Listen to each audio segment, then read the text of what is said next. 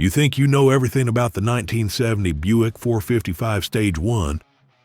Most people believe it was just another muscle car trying to compete with the Chevelles and GTOs of the world. But if you thought Buick was playing catch-up in the muscle car wars, you're dead wrong. In the next few minutes, you'll discover 20 weird facts about the 455 Stage 1 that prove this gentleman's hot rod was actually a street-fighting monster in disguise, including one fact about its torque output that made every other manufacturer in Detroit nervous. Buick rated it at 360 horsepower and 510 pound-feet of torque, but Motor Trend clocked 13.38 seconds at 105.5 miles per hour. Here's where things get interesting. Buick claimed their Stage 1 made 360 horses, but everyone in the know realized this was pure sandbagging. Motor Trend's test numbers tell the real story. 13.38 seconds in the quarter mile at over 105 miles per hour. Those are elite muscle car numbers that would make any Hemi or LS6 owner sweat. The crazy part? This was coming from Buick, the brand your grandfather associated with quiet luxury and smooth rides. But there's more to this story than just impressive time slips. The real kicker was how this engine made its power. Unlike the high-strung peaky motors from other manufacturers, the Stage 1 delivered its grunt down low, where you could actually use it on the street. That 510 pound-feet of torque came on at just 2,800 RPM, meaning you could smoke the tires from a rolling start in second gear without even trying. Buick engineers knew that real-world performance mattered more than peak numbers on a dyno sheet. This philosophy would prove to be genius, as Stage 1 owners regularly embarrassed supposedly faster cars at stoplights across America. The 455's debut followed GM dropping its 400 cubic inch cap for intermediates in 1970. For years, General Motors had enforced a strict 400 cubic inch limit on intermediate cars. This corporate edict kept the playing field somewhat level, but it also held back divisions like Buick that had bigger engines ready to go. When GM finally lifted this restriction for 1970, Buick was ready with their massive 455 sitting in the wings. They didn't waste any time shoving this torquey monster into their mid-sized GS platform. What most people don't realize is that Buick had been developing this engine for years in their full-size cars. The 455 wasn't some rushed response to the muscle car wars. It was a thoroughly developed power plant that Buick engineers knew inside and out. When the corporate shackles came off, they already had the perfect combination of displacement, head design, and cam timing figured out. This gave them a huge advantage over other divisions scrambling to bore and stroke their existing engines. The Stage 1 package took this already potent engine and turned it into something truly special. Stage 1 cost about $199 and added hotter valve timing, richer carb calibration, and reworked heads and valves. For less than $200, buyers got what amounted to a factory-built race engine. The Stage 1 option included a more aggressive camshaft, recalibrated carburetor, and extensively reworked cylinder heads with larger valves. In today's money, that's about $1,500. Try getting that kind of performance upgrade for that price now. Buick basically gave customers a professionally built hot rod straight from the factory. The beauty of the Stage 1 package was its completeness. This wasn't just a cam swap or a different intake manifold. Buick engineers went through the entire engine and optimized every component to work together. The heads got larger valves and improved port work. The camshaft was specifically ground to take advantage of the big block's torque characteristics. Even the carburetor received special attention with richer jetting and modified accelerator pump circuits. Everything was blueprinted and balanced at the factory, something that would cost thousands at a speed shop. Official compression was 10.0 to 1, same as standard 455, yet Stage 1 tuning delivered a fatter power band. This fact confused a lot of people back in the day. How could the Stage 1 make so much more power with the same compression ratio? The secret was in the details that Buick didn't advertise. While the compression stayed at 10-1, the Stage 1's superior breathing, cam timing, and fuel delivery created a much broader, more usable power band. It wasn't about peak numbers. It was about area under the curve. The standard 455 was no slouch, but the Stage 1 transformed the engine's character completely. Where the base engine started running out of breath around 4,500 RPM, the Stage 1 kept pulling hard past 5,000. This extended power band made the car faster in real-world driving situations. You didn't have to keep the engine wound tight to make power. It was always there, waiting to launch you forward with just a stab of the throttle. This tractability made the Stage 1 one of the easiest high-performance cars to drive fast. Factory torque was a staggering 510 pound-feet at just 2,800 RPM, tops among 1970 street big blocks. Let that number sink in for a moment, 510 pound-feet of torque. In 1970, that was an almost unheard-of figure for a production car. Even the mighty Chrysler Hemi couldn't match it. The Ford 429 Cobra Jet fell short. Chevy's 454 LS6 came close, but still couldn't touch the Buick's twist. This wasn't some peaky race engine that made its torque at some unusable RPM. This was right there at 2,800 RPM, where you lived every day on the street. What made this torque figure even more impressive was how the engine delivered it. There was no sudden surge or violent hit, just a smooth, relentless wave of power that seemed to never end. Drivers described it as feeling like someone hooked a freight train to their rear bumper and started pulling. The torque curve was so flat and broad that the engine felt like it had twice the displacement of other big blocks. This characteristic made the Stage 1 devastatingly effective in stoplight-to-stoplight combat, where instant throttle response mattered more than peak horsepower. Stage 1 heads carried bigger valves, about 2.125-inch intake and 1.75-inch exhaust. For improved flow, valve size might seem like a minor detail, but in the world of high-performance engines, every fraction of an inch counts. The Stage 1's massive intake valves were among the largest ever fitted to a production car. These weren't just bored-out stock valves either. They were specially designed pieces with improved stem geometry and better materials. The exhaust valves got similar attention, ensuring that all those spent gases could exit quickly. But Buick didn't stop at just installing bigger valves. The port work on Stage 1 heads was extensive, with hours of flow bench testing behind every modification. The intake ports were carefully enlarged and shaped to promote high-velocity flow while maintaining good fuel atomization. The exhaust ports received similar attention, with special emphasis on the critical short-turn radius area.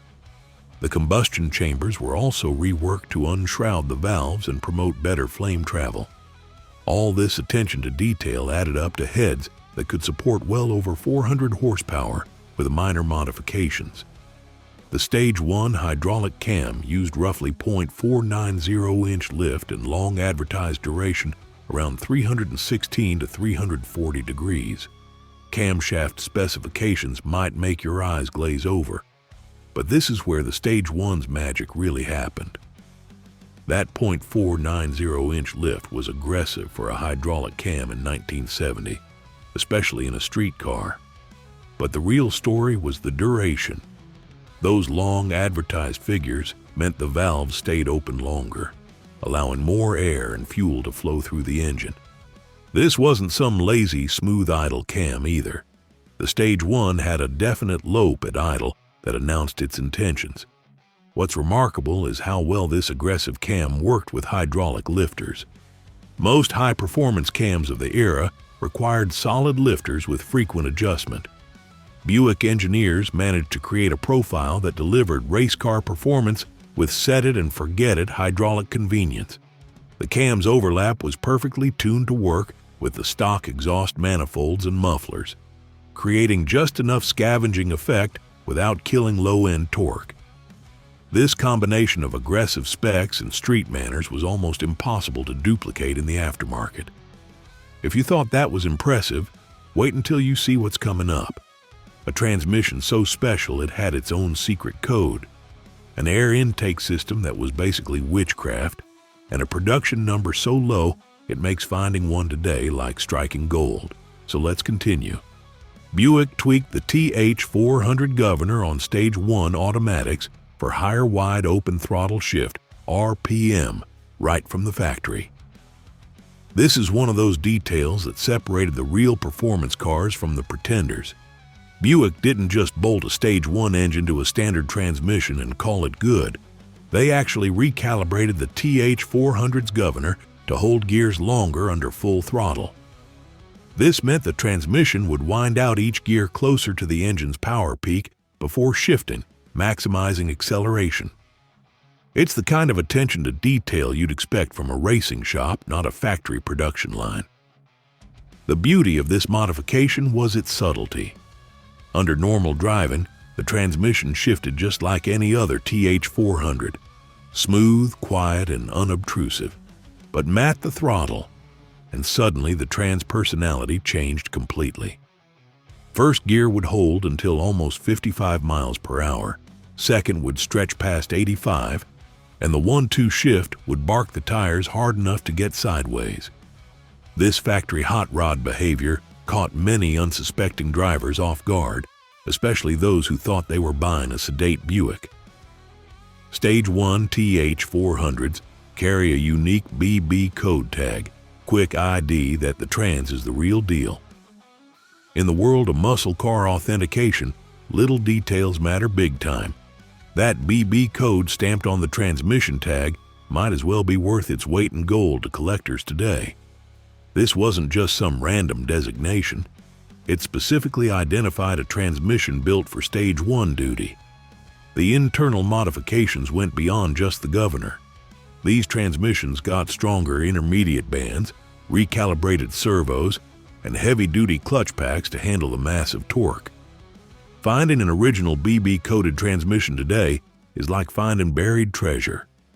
Many were swapped out over the years when they finally gave up the ghost after decades of abuse. Others were borrowed for use in race cars and never returned.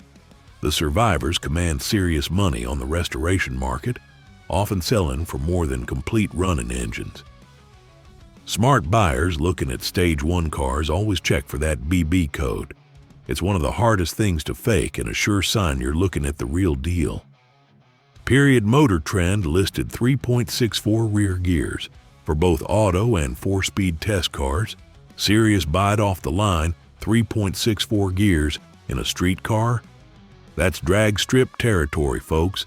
Most muscle cars of the era came with 3.08 or 3.23 gears for some semblance of highway manners. But Buick said forget that. They were building a street fighter, not a highway cruiser.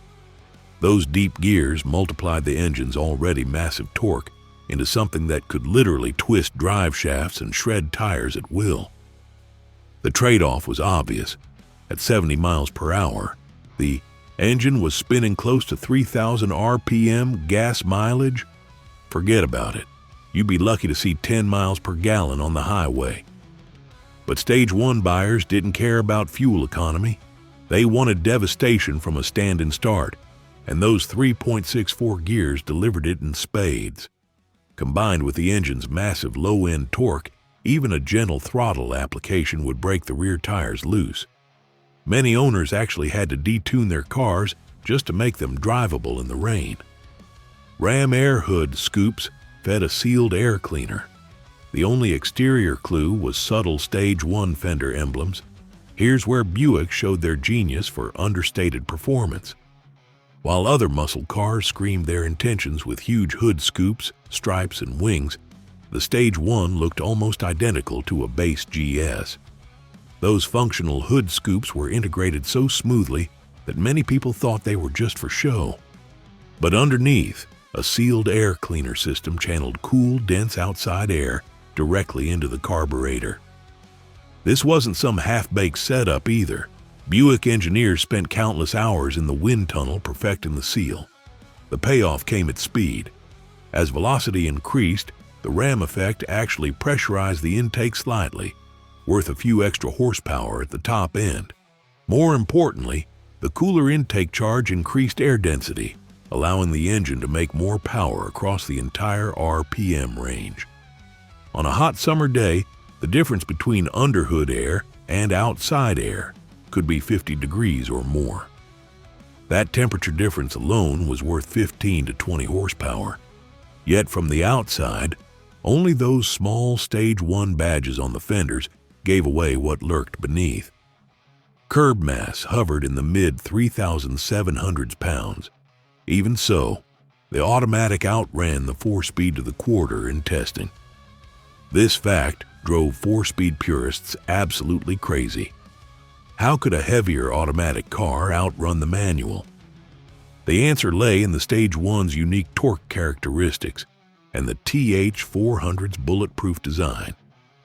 That massive low-end torque could overwhelm the 4-speed's clutch and tires, causing excessive wheel spin off the line. The automatic's torque converter actually helped cushion the hit, allowing drivers to use more throttle without breaking traction. Professional drag racers had known this secret for years, but it was shocking to see it play out in magazine testing. The automatic's consistent performance and ability to power shift without lifting made it the racer's choice.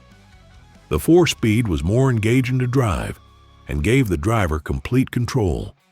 But when it came to straight-line acceleration, the automatic was simply faster. This reality check caused many performance enthusiasts to reconsider their bias against automatics. In the Stage 1's case, the slush box was actually the hot ticket. Production rarity, only about 2,465 Stage 1 hardtops and 232 convertibles were built for 1970. Those numbers should make any collector's heart skip a beat. In the world of muscle cars, production figures in the low thousands spell serious rarity. When you consider how many were wrecked, rusted away, or modified beyond recognition, the number of surviving original Stage 1s becomes even smaller. The convertibles are particularly sought after. With just 232 built, they're rarer than many exotic European sports cars. What makes these numbers even more significant is the context. Chevrolet built over 40,000 SS Chevelle in 1970. Plymouth cranked out nearly 20,000 Roadrunners. Even within Buick's own lineup, the Stage 1 was a rare bird. Many dealers didn't even stock them, preferring to sell the more profitable luxury models. Those who did often had to special order them, which meant longer waits and less impulse buying. This limited production wasn't by accident. Buick knew they had something special and kept it exclusive. GSX Halo cars were scarce too. 400 GSX Stage 1s total, 118 4-speeds, 282 automatics. The GSX was Buick's answer to the Judge, the AAR Cuda, and other high-impact muscle cars, available only in Apollo White or Saturn Yellow with contrasting stripes and spoilers. These were the most visually aggressive Buicks ever built. But unlike some competitors who made their Halo cars slower than standard models, every GSX came with Stage 1 power. This combination of wild looks and devastating performance created an instant legend. Finding a real GSX today is like finding a unicorn. Many were cloned from standard GS cars over the years, making authentication crucial. The real ones command 6-figure prices in restored condition, and even project cars sell for more than nice regular Stage 1s. The 4-speed cars are particularly coveted, even though we've already established the automatics were actually faster. There's just something about rolling your own gears in a car this special that transcends mere performance numbers. NHRA factored the Stage 1 well above its 360 horsepower rating, evidence Buick underrated it for the street. The National Hot Rod Association wasn't fooled by Buick's conservative power rating. When it came time to classify the Stage 1 for drag racing, they factored it as if it made well over 400 horsepower. This wasn't arbitrary. NHRA had access to actual performance data from tracks across the country. They could see what these cars were running and work backward to calculate real power output. Their estimates suggested the Stage 1 actually made closer to 400 horses, maybe more. This underrating wasn't unique to Buick, but they might have been the most egregious offenders. The insurance companies were already getting nervous about muscle car power levels, and manufacturers were starting to play games with their advertised figures. But Buick took it to another level, possibly underrating the Stage 1 by 50 horsepower or more. This helped keep insurance rates reasonable while still delivering giant killer performance. Owners knew the truth every time they matted the throttle and felt that massive surge of acceleration. Have you ever seen one of these legendary Stage 1s in person? Let me know in the comments below. I'd love to hear your stories about encountering these rare beasts in the wild. Stage 1 4-speeds used the Muncie close ratio gearbox. Autos were TH400 only. The Muncie Rock Crusher close ratio was the only manual transmission tough enough to handle the Stage 1's torque. This wasn't the standard Muncie either. It was the heavy-duty M22 version with straight-cut gears that literally made a whining noise, hence the Rock Crusher nickname. The close ratio gearing kept the engine in its power band during shifts, crucial for a motor that made peak power at a relatively low 4,600 RPM. What's interesting is that Buick didn't even try to offer a 3-speed manual or lighter-duty 4-speed. They knew the Stage 1 would destroy lesser transmissions in short order. The TH400 automatic was similarly overbuilt, originally designed for Cadillacs and big-block luxury cars.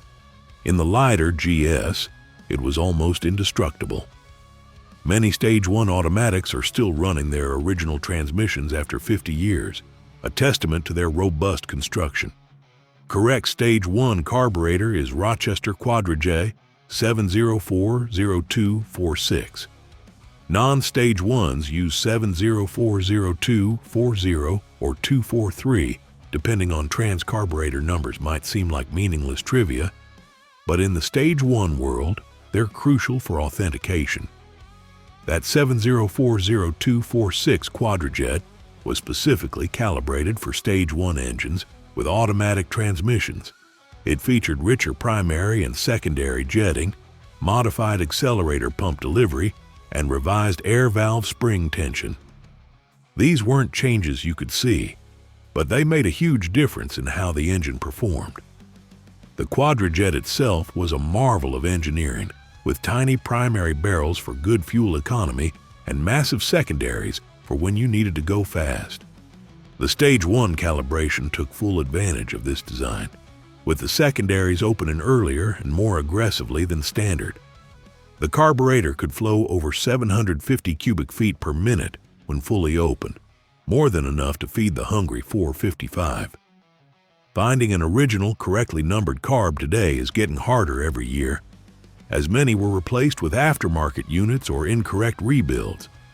Original Stage 1 distributors are Delco 1112016. Collectors hunt that number to verify engines.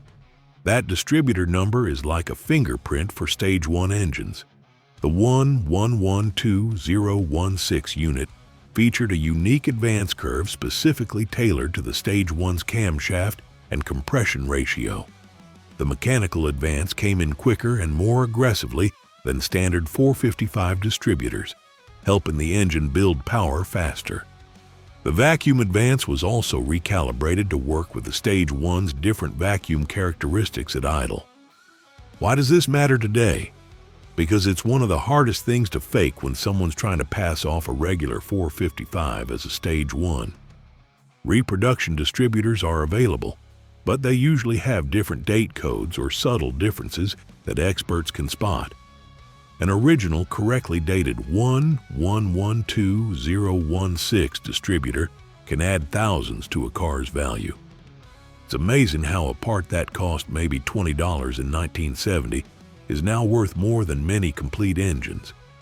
Motor Trend's instrumented tests showed 0 to 60 in the low sixes and stout 60 to 0 braking, go and whoa to match the hype low 6-second 0 to 60 times were supercar territory in 1970. Remember, this was an era when most family cars took 15 seconds or more to reach 60. The Stage 1 could do it in about 6.5 seconds with the automatic, even quicker with perfect driving and the 4-speed. But equally impressive were the braking numbers. 60 to 0 in about 130 feet was excellent for a near 2-ton car with bias ply tires and drum rear brakes. This combination of acceleration and braking made the Stage 1 a formidable street machine. It wasn't just about going fast in a straight line, though it certainly excelled at that. The car could actually stop and turn reasonably well too, at least by muscle car standards. The suspension was typical GMA body stuff, nothing special, but it was competent enough to keep the car pointed where you wanted it. Many owners upgraded to radial tires and found the handling transformed completely, making an already fast car genuinely quick on real roads. And the surprise car I promised you at the beginning is the 1970 Buick GSX, Stage 1 prototype with experimental aluminum heads that never made production. Here's a car that officially doesn't exist, yet several Buick engineers have confirmed its creation. In late 1969, Buick's performance division was experimenting with aluminum cylinder heads for the Stage 1. These weren't just aluminum copies of the iron heads. They featured even larger valves, revised port shapes, and experimental combustion chamber designs. The goal was to create a Super Stage 1 that could compete with Chrysler's upcoming Hemi Cuda and Dodge's 446 pack cars. The aluminum heads reportedly added another 40 to 50 horsepower while cutting nearly 60 pounds off the front end. Test mules were running deep into the 12-second range at over 110 miles per hour, numbers that would have reset the muscle car performance bar. But the project was killed by GM brass, who were already getting cold feet about the insurance situation. The prototype heads were supposedly destroyed, but rumors persist that at least one set survived and is hidden in a private collection somewhere in Michigan. Whether true or not, it shows how serious Buick was about performance in 1970. Total 1970 GS production was just over 20,000, but Stage 1s represent a tiny slice, hence their sky-high desirability today. When you put all the production numbers together, the Stage 1's rarity becomes crystal clear. Out of 20,000 total GS models, fewer than 3,000 were Stage 1s. That's including both hardtops and convertibles, both transmissions, all colors, everything. Compare that to today's special editions that often number in the tens of thousands, and you understand why these cars are so coveted. They were special when new, and time has only made them more so. The market has responded accordingly. Clean, documented Stage 1s now trade hands for $75,000 to over $100,000. GSX models can double those figures. Even rough project cars command $20,000 or more. But it's not just about the money. It's about owning a piece of history from what many consider the pinnacle year of the muscle car era. The 1970 Stage 1 represented Buick at its performance peak before emissions regulations and insurance concerns neutered these fantastic machines. They built a better muscle car by doing things their own way, and 50 years later, we're still marveling at what they achieved. That's all for today, folks. If you enjoyed this video, don't forget to subscribe and hit that like button so you don't miss the next one. See you there.